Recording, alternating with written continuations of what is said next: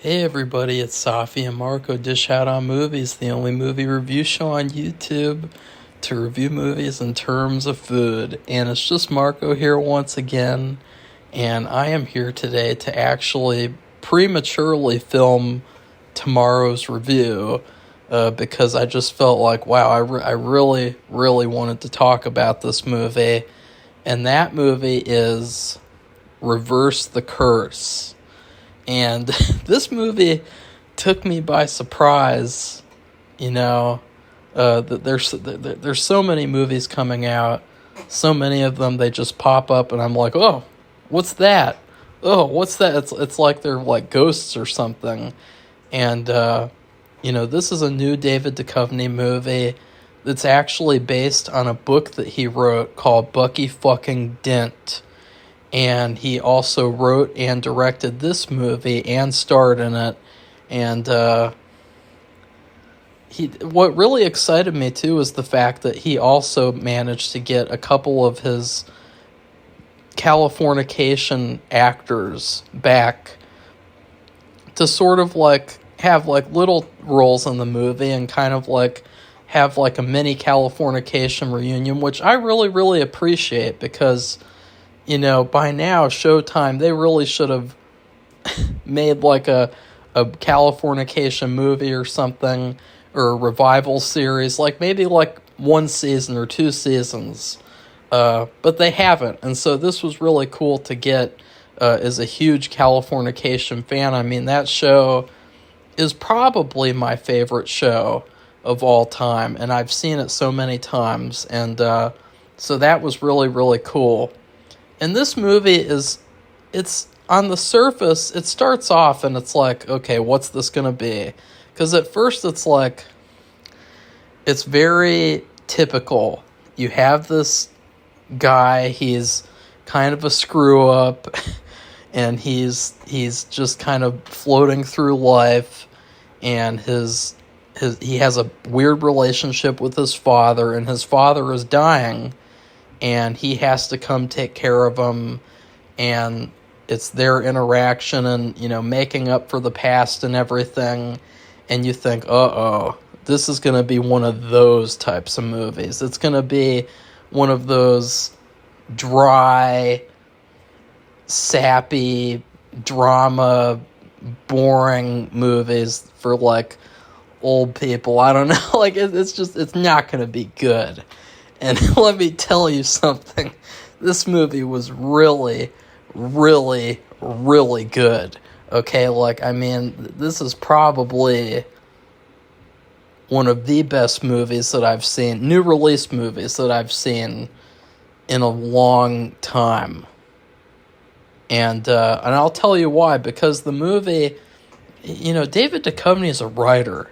He's a fucking writer. He knows how to write. He knows, and this is exactly why he has always been like my biggest inspiration in terms of writing, and why Hank Moody from Californication has always been my biggest inspiration, being a writer, being a screenwriter myself, and because he knows what to do. He knows how to write a good story. He knows how to write good characters. And I gotta be honest, like, for years, I looked at, like, he has some books, like, I might read those someday, but usually a lot of these actors, they release these books and they're pieces of crap.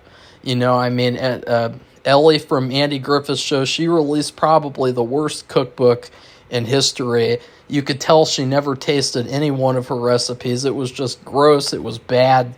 That really pissed me off because I got it as a birthday gift from my mom.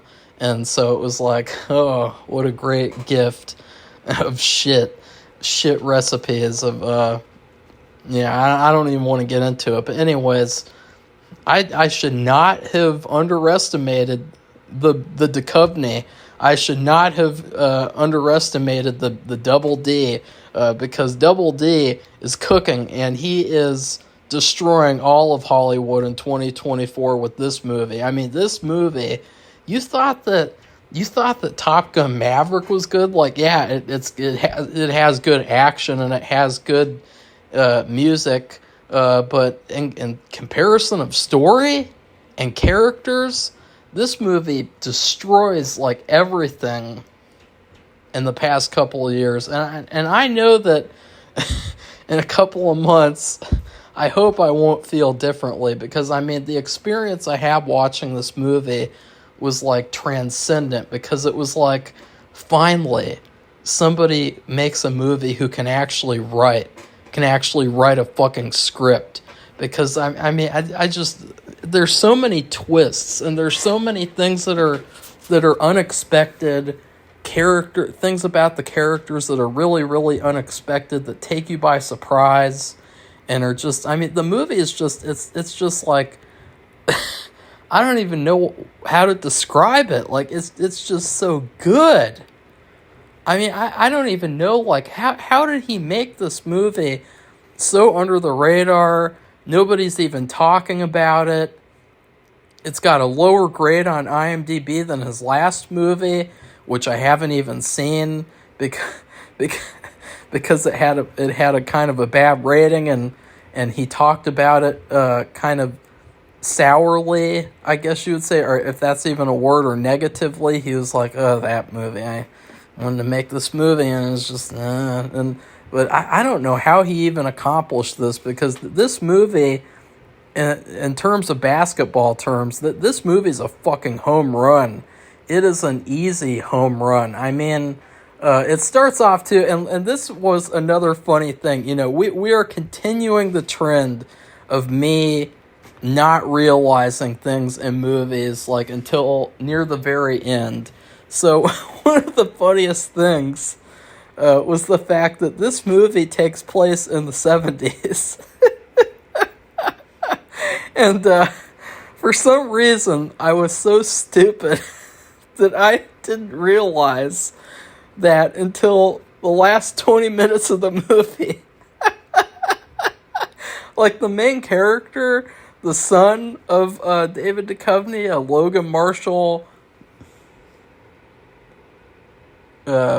Green, you know, and I would like to say about him too, I looked him up because I was like, who's this guy? And apparently he was in this Blumhouse movie called Upgrade, and when that movie came out, a lot of people said that was good, and now that I've seen him in this movie, I'd really like to see that too, because he did a phenomenal job in this movie.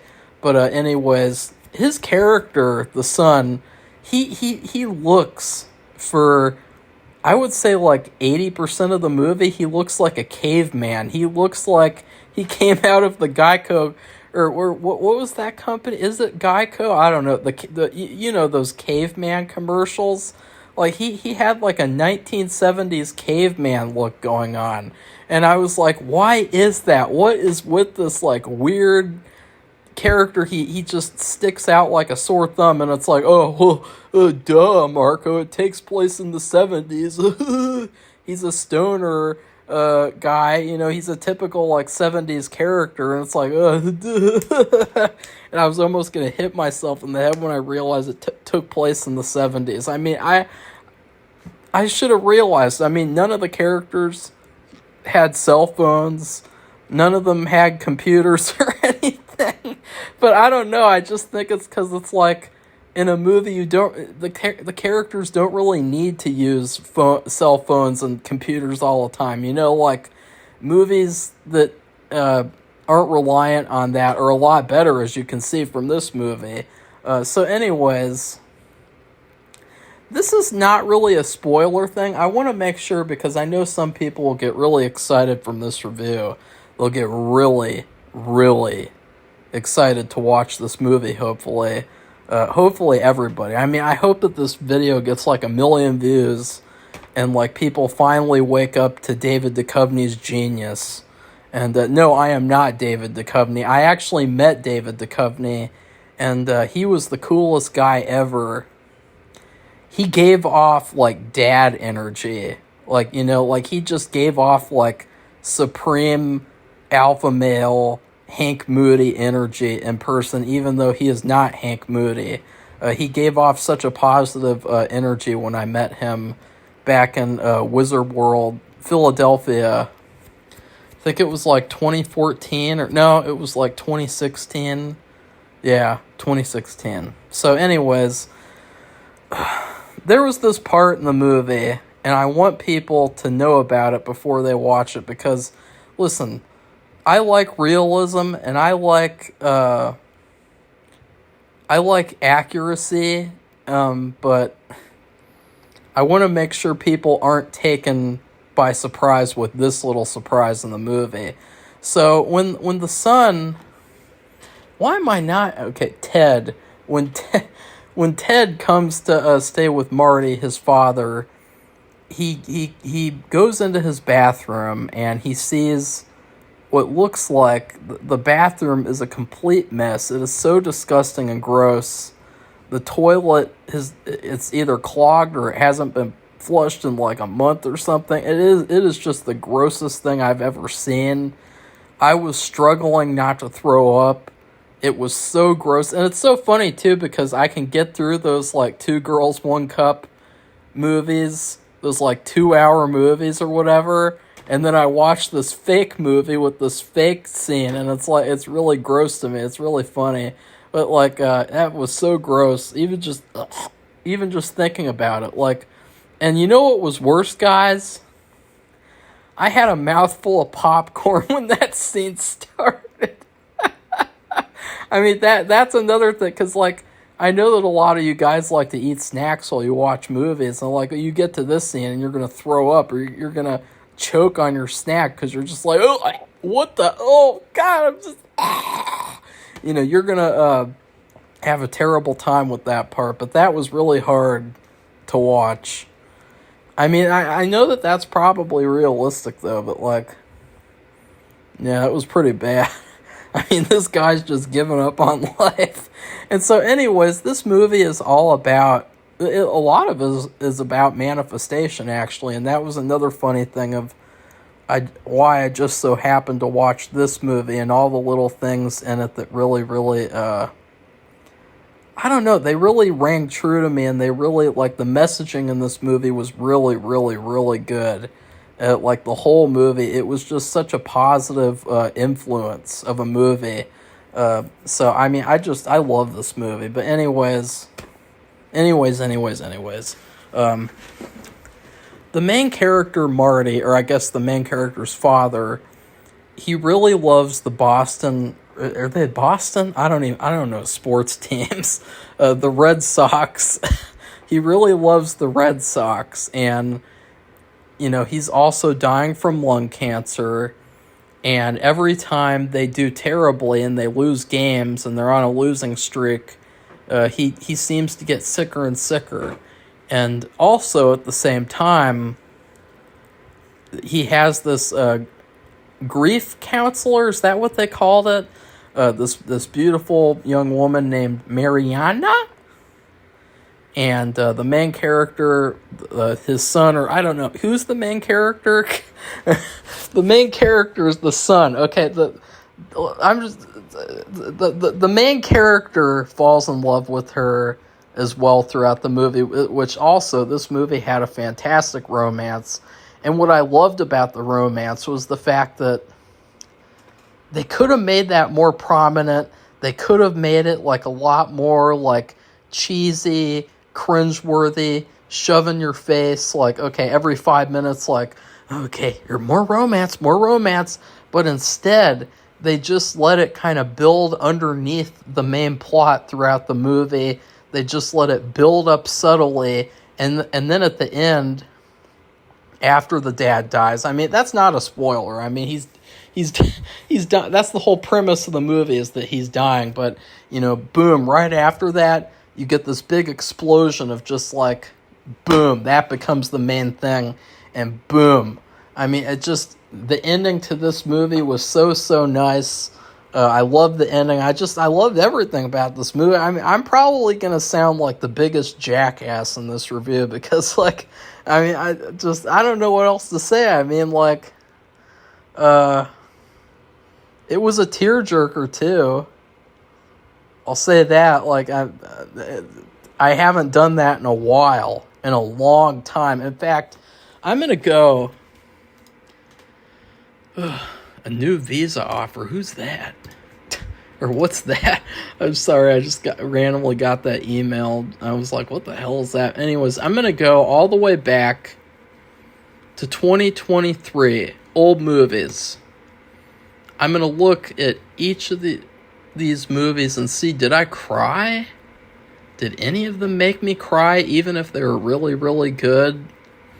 I was really sick with anxiety, so I mean, it would have been kind of hard to cry, because I mean, just everything depressed me, but, let's see. Nope. Nope. Nope. Nope. Nope. Nope. Nope. Nope. Nope. Well, that movie made me cry because it was so terrible and bad. Nope. Nope. Nope. Nothing. 100 movies, guys. 100 movies. What about the new release movies? So let's look at those pieces of crap. Overrated, overhyped movies, okay? Nope. Nope. I mean, Gran Turismo was very motivational and inspirational, but nope. Nope. Nope. Nope. Nope. Nope. Nope. Nope. Nope. Nope. Nothing. So you see, that's pretty amazing, guys. I mean, any kind of art, anything that like can elicit an emotion from you is a really good thing objectively. I mean, like, I know that a lot of people, maybe this movie won't click with them. And I think the reason this movie clicked with me was just I love the writing so much. And I just loved the comfortness of this movie. This movie's a very good comfort movie, too. It's a lot like Velma, but it feels so complete. It feels like every single little thing was thought out thoroughly. It feels like just the writing is really spectacular. I think the highlight of the movie is like the last 10 minutes, because that's where all the lessons that the main character has learned throughout the movie, it's where he applies them, and he's like, screw it. I'm going all in. And there was also a really good part in the movie, really good dialogue. There was really good dialogue throughout the entire thing. And but my favorite piece of dialogue was when Marty was talking to his son about, smoking marijuana, and like, this was back when they didn't really prescribe marijuana, that everyone was pretending like, marijuana is evil and it makes you kill people and it makes you go crazy, and, reefer madness and all that BS that they made up. And they didn't really, for people who had like these illnesses, they didn't prescribe them any of that stuff. And so there was a lot of suffering that went on, unneeded, unnecessary suffering. And Marty was talking to his son about like, you're using that marijuana to escape a reality that you haven't even created yet or something. And he's like, why don't you just create the reality that you want and remake the reality into what you exactly want, so that you won't have to escape, because you're escaping from something that hasn't even happened yet. You're escaping from a terrible life that you're not even living yet. And, instead of doing that, just give all the marijuana to me so that I can feel better. And I just thought, like, that was a really good speech about manifestation. Like, that was like a really weird. I decided to watch this movie because I was kind of turned off by the poster. The poster to this movie is ugly with a capital U. I mean, there's no personality to it. It looks like a straight to streaming movie. It looks like a Redbox original or something. Like, it looks terrible. And like, the poster really turned me off from the movie, because David Duchovny in recent years, when he's not trying, it's really, really bad. Like the movie from last year, where he's sitting around in an airport with that ugly woman for 2 hours, like that was really bad. And then, him in the X-Files revival, I won't believe. Like, it's just so bad. And it's like you can tell when David Duchovny wants to try, he tries really, really hard. And no matter how, there are a couple of parts in the movie where he's having these emotional scenes where it's a little fake. It's a little like, okay, we can tell that you're kind of acting, but like the intention is there, and just the writing is so good, and the emotion is still there because of how good the movie is in general, that you don't even mind. But like, you can tell that he's trying. You can tell that this is a story that he's passionate about, and it's so good. And there was another great piece of writing in the movie. This was kind of like I would say like what would you call it? Like how some movies have, I mean, it's not iconic at this point, because an iconic quote would be like, here's Johnny, or something like that. But they have a line where the grief counselor is talking to the son and saying, like, just because you're shot doesn't mean you have to die, or something like that. I thought that was a really good piece of dialogue, and that was another little speech about manifestation. And so, like, I would say that this movie is probably, like, the best movie of the year. I am not going to like any other movie as much as I like this movie, I swear. I mean, it would be hard for me to like a movie as much as I like this, just because of of what it elicited from me, of just this complete and utter like amazement and awe and wonder, and feeling like this is exactly why people make movies, is to make people feel like this. You don't make movies to make people feel bad, and you don't make movies to show like what they show nowadays, and just this crap and this corporate sludge, Disney, Star Wars, Marvel, DC, another stupid Superman that can't even wear a suit correctly. It wears like this flappy little bitch-made suit. That's a different topic for a different video, though. But like, they you make movies to give people hope, and to make people motivated, and to make people built up, and to teach people good lessons and shit. And that's exactly what this movie does, and then some. So, there was another really funny part in the movie, too, where they're in the locker room, the dad and the son, and the son is really nervous about, changing clothes in front of his father, and you got all these naked men walking around David Duchovny and everything, and this just totally felt like a Hank Moody moment. He got up and he was like, "Oh, you're embarrassed? Like, it's probably not going to be as bad as me." And then he drops his towel to the floor, and he makes a joke about what his what looks like, and then his son takes his underwear off, and then he comes right up to his son and he hugs him, and he's like, "You've got a nice, respectable little prick there, boy," or something like that. It was really funny. So, yeah. Let's see, what else did I love about this movie? Because, I mean, see, this is what I mean, guys. If you make a good movie, I'm going to give it a good review. I mean, that's all you have to do. This movie is the gold standard for movies now. Like, yeah. I wonder, what else can I say? Well, I like the acting from the main guy, the son. I think this is as I said before, I don't think I've seen him in anything else. This is the first time that I've seen him in anything, and I would say that he's a really, really good leading man. I mean, he's got a very leading man vibe off of him, just with the outfit that he wears throughout the movie. The look that he has at the last 20 minutes, he looks like he could be a good leading man. And so I really like to see him in a lot more things, because He's not David Duchovny.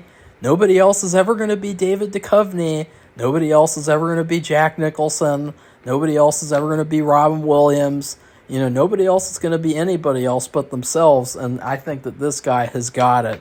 So, just so you guys know, wouldn't that be funny? Like, oh, this one random guy in Ohio says that he's got it, so he's obviously got it. Like, yeah, I know.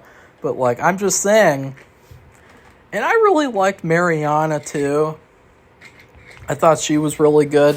The one big thing I would say about this movie, I guess the one big flaw, I guess it didn't really bother me, but if you came for this movie to see baseball and to see, like, real action, live action baseball, you're not really going to see that here at all. That's not what this movie is about.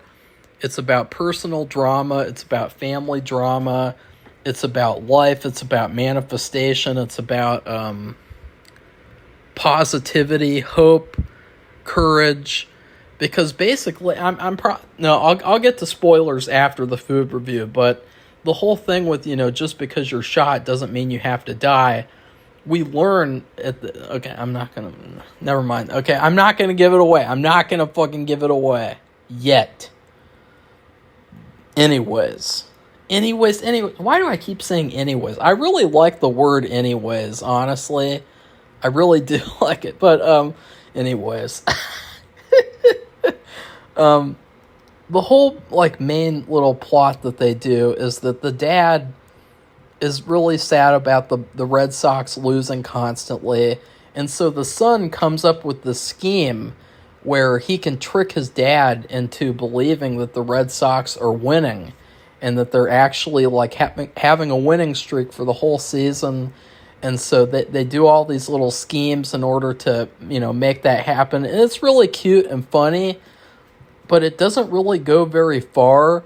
Like, I could see this concept being bastardized and put into, like, a bigger Hollywood movie and being really over the top, pretending to do a game or something and having the real baseball players, pretend to play a game and then they win or something. But, like, luckily, they didn't go that far. And instead, it's just very simple stuff, simple stuff to where, anyone could have done it.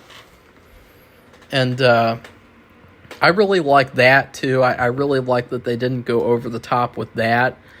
And then, but that whole plot thing, it kind of, I mean, obviously, I don't want to spoil things, but I'm just saying, like, it isn't really the big part of the movie that you think it's going to be. It isn't the core of the movie. The core of the movie is the relationship between these characters and what you learn about them as the movie goes on. And, yeah. I think that's about it. Believe it or not, I think I've said almost all the things that I can say. So, my food review for this movie, man, another thing that was really funny was that for this 4th of July, because it's still 4th of July, we have brats instead of having ribs. And, a brat would be like something that you could get at like a baseball game probably. And so it was really interesting that we had that too. But I would give this movie, I know that this is going to make some people scratch their heads, probably scratch their balls right afterwards in confusion. I would give this movie spaghetti. And I'm being serious. I'm being 100% serious. And if you guys don't know, spaghetti is the highest honor that I can give a movie on this channel because spaghetti is my favorite food. And I'm not going to go so far as to say this is one of my favorite movies because I literally just finished watching the movie. That would be too premature to do at this point. But what I can say is that I'm going to watch it again one of these days. Maybe tomorrow. Like, I mean, I really enjoyed myself a lot. I know that the emotional stuff at the end isn't going to probably, get to me again, probably, because it's really tricky with me and that kind of stuff, with scaring me like in a horror movie, or with making me draw tears. Both of those things are really hard to make me do. So that just goes to show how good this movie is. Now for the spoilers. So we find out near the end that the son, the dad has like a panic attack, which I thought, honestly, it was a very realistic looking panic attack. Like, I've had the exact same thing happen. It is exactly what it looks like when you have anxiety, and when everything. It was so accurate. It was scary, and the dad reveals that when the son was a baby, he had this cough. He was born with a cough, and they didn't take him to the doctor because they thought it would just get better, but then it didn't. And months later, they took him to the doctor, and apparently he had pneumonia. He was almost going to die. He was rushed to the hospital, and the dad felt so terribly about it that he made this, like, it was like a deal with the devil, where he said, like, take all of your illness from your lungs and transfer it to me. And then he went up to his son and he sniffed him, and he sniffed like all of the sickness out of him and inhaled it. And obviously in this movie he's dying from lung cancer, so it's like, oh, that actually came true. But then his son got to live and have the life that he really wanted to have. And there's all this other stuff. I'm not going to get into it because it's just, you have to see the movie for yourself. But like, that whole thing of like, just because you're shot doesn't mean you have to die. It really seems like, depressingly enough, that David Duchovny's character, the reason why he's dying in this movie isn't because of like, oh, he got lung cancer. The reason why he's dying is because when his son was born, he made this conscious deal with the devil, basically, of like, take all of the baby sickness and transfer it to me and let the baby, live and be okay. And it was like at that moment, like, David Duchovny decided that he wanted to die. And so even though he didn't get lung cancer until a lot later, he decided at that moment to die, and he was dying ever since then. And so that's kind of like the thing of this movie, and it's really, really good messaging, man. And so anyways, I said anyways again. Anyways, please like this video and comment and tell me what you thought of Reversing the Curse. I would highly recommend this movie. The one thing that I'm kind of weirded out by, I don't know exactly when this movie was released. I'm going to look it up right now. June 14th. Oh, okay. It was released on Father's Day. Oh, okay.